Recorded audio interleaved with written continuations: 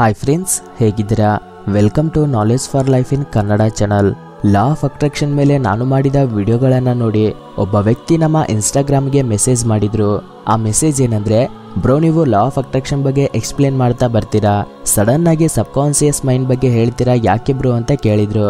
Law of attraction ಪ್ರಕಾರ ನಾವು ಏನಾದ್ರೂ ಒಂದು ಕೋರಿಕೆಯನ್ನ ಕೋರಿಕೊಂಡು ಅದನ್ನು ದಕ್ಕಿಸಿಕೊಂಡ ನಂತರ ಆ ಹ್ಯಾಪಿನೆಸ್ನ ಫೀಲ್ ಆಗೋದು ನಮ್ಮ ಬಾಡಿನೇ.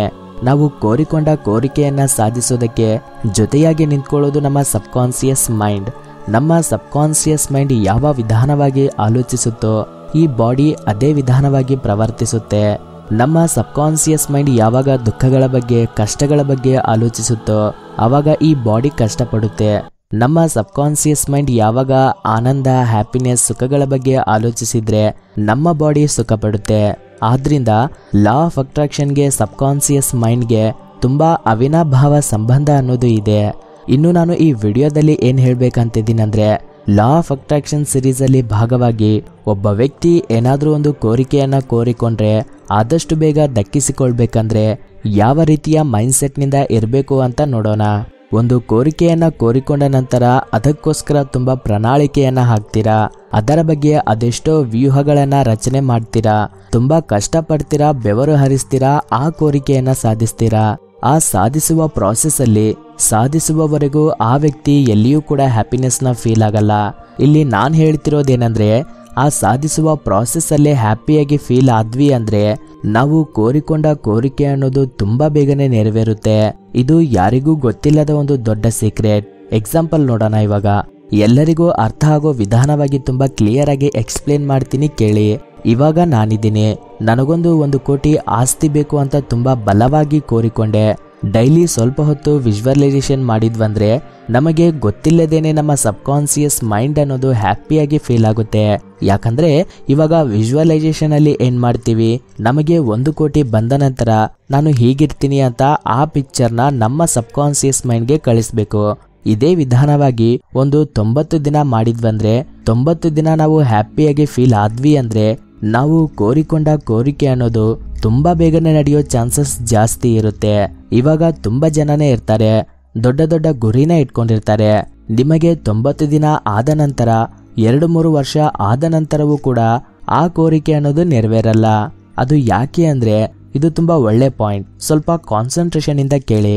ಯಾರಾದ್ರೂ ಒಬ್ಬ ವ್ಯಕ್ತಿ ನಮ್ಮ ಹತ್ರ ಬಂದು ಬೇರೊಬ್ಬ ವ್ಯಕ್ತಿಯ ಬಗ್ಗೆ ಕೆಲವು ವಿಷಯಗಳನ್ನ ಹೇಳ್ತಿರುವಾಗ ನಾವು ತುಂಬಾ ಇಂಟ್ರೆಸ್ಟ್ ಇಂದ ಕೇಳ್ತೀವಿ. ಆ ಕೇಳ್ತಿರುವಷ್ಟು ಸಮಯ ನಾವು ಕೆಲವು ಪಿಕ್ಚರ್ ರೂಪದಲ್ಲಿ ಊಹಿಸಿಕೊಳ್ತಾ ಇರ್ತೀವಿ.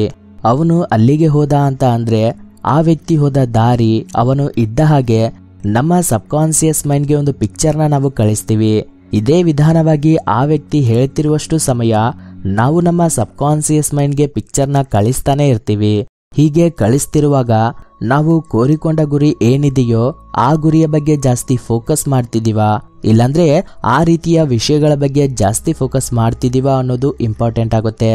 ಯಾವುದನ್ನ ನಾವು ಜಾಸ್ತಿ ಫೋಕಸ್ ಮಾಡ್ತಿರ್ತೀವೋ ಅದು ಆದಷ್ಟು ಬೇಗ ನೆರವೇರುತ್ತೆ. ನಮಗೆ ಯಾರು ಯಾವ ವಿಷಯವನ್ನ ಹೇಳಿದ್ರು ಕೂಡ ಅದನ್ನು ಮಾತಿನ ರೂಪದಲ್ಲಿ ನಮ್ಮ ಸಬ್ ಕಾನ್ಸಿಯಸ್ ಮೈಂಡ್ ತಗೊಳ್ಳೋದಿಲ್ಲ. ನಿರಂತರವಾಗಿ ಅದನ್ನು ಒಂದು ಪಿಕ್ಚರ್ ರೂಪದಲ್ಲಿ ಬದಲಾಯಿಸಿ ತಗೊಳ್ತಿರುತ್ತೆ. ಆದ್ರಿಂದ ಈ ರೀತಿಯ ರೂಮರ್ಸ್ ಆಗಬಹುದು, ಏನಾದ್ರೂ ಕೆಲಸಕ್ಕೆ ಬಾರದ ಮಾತುಗಳು ಆಗಿರಬಹುದು, ಇವೆಲ್ಲವನ್ನು ಬಿಟ್ಬಿಡಿ. ಬಿಟ್ಟಾಗ ನಿಮ್ಗೆ ಟೈಮ್ ಸೇವ್ ಆಗುತ್ತೆ. ಆ ಸೇವ್ ಆದ ಟೈಮಲ್ಲಿ ನಿಮ್ಮ ಗುರಿಯ ಮೇಲೆ ನೀವು ಫೋಕಸ್ ಮಾಡಿ. ನೀವು ಫೋಕಸ್ ಮಾಡಿದಷ್ಟು ಸಮಯ ನನಗೆ 1 ಕೋಟಿ ಬಂದ ನಂತರ ಹೀಗಿರ್ತೀನಿ, ಹಾಗಿರ್ತೀನಿ ಅಂತ ಆಲೋಚಿಸಿದಾಗೆಲ್ಲ ನಿಮ್ಮ ಸಬ್ ಕಾನ್ಸಿಯಸ್ ಮೈಂಡ್ಗೆ ಕೆಲವು ಪಿಕ್ಚರ್ಸ್ ಹೋಗ್ತಿರ್ತವೆ. ಕೆಲವು ಜನ ಎಷ್ಟು ಫೋಕಸ್ ಮಾಡಿದ್ರು, ಎಷ್ಟು ಹಾರ್ಡ್ ವರ್ಕ್ ಮಾಡಿದ್ರು ಕೂಡ ಅವರು ಕೋರಿಕೊಂಡಿದ್ದನ್ನ ಸಾಧಿಸೋಕಾಗ್ತಿರಲ್ಲ. ಇವರಿಗೆ ಯಾಕೆ ಹಾಗೆ ಆಗ್ತಿರುತ್ತಂದ್ರೆ, ಇವರು ಪೂರ್ವದಲ್ಲಿ ಮಾಡಿದ ಕರ್ಮ ಫಲಿತವನ್ನು ಅನುಭವಿಸಬೇಕಾಗಿರೋದ್ರಿಂದ ಇವರು ಕಷ್ಟಗಳ ಪಾಲಾಗ್ತಿರ್ತಾರೆ. ಈ ಕರ್ಮ ಫಲಿತವನ್ನು ಯಾವಾಗ ಅನುಭವಿಸ್ತಾನೋ ಅದಾದ ನಂತರ ಕರ್ಮ ವಿಮುಕ್ತಿ ಆಗುತ್ತೆ.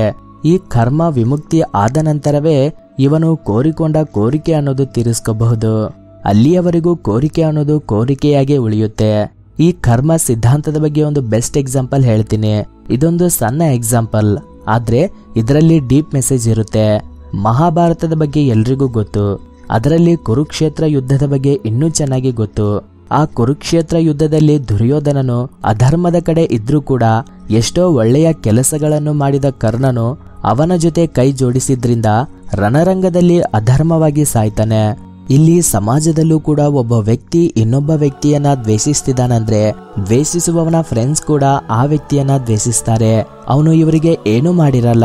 ಈ ದ್ವೇಷಿಸುವ ವ್ಯಕ್ತಿ ಕೂಡ ಅವನು ಬೆಳೀತಿರೋದನ್ನ ನೋಡಿ ಉರ್ಕೋತಿರ್ತಾನೆ. ಅದನ್ನು ನೋಡಿ ಇವನ ಜೊತೆ ಸುತ್ತೋರೆಲ್ಲ ಅವನನ್ನ ದ್ವೇಷಿಸ್ತಾರೆ. ಇದೊಂದು ಕರ್ಮ ಫಲಿತ ಅನುಭವಿಸೋಕೆ ದಾರಿಯಾಗುತ್ತೆ. ಈ ರೀತಿಯ ಮೈಂಡ್ ಸೆಟ್ ಇರೋರು ಅವರು ಕೋರಿಕೊಂಡ ಕೋರಿಕೆಗಳು ಯಾವತ್ತೂ ನಡೆಯಲ್ಲ.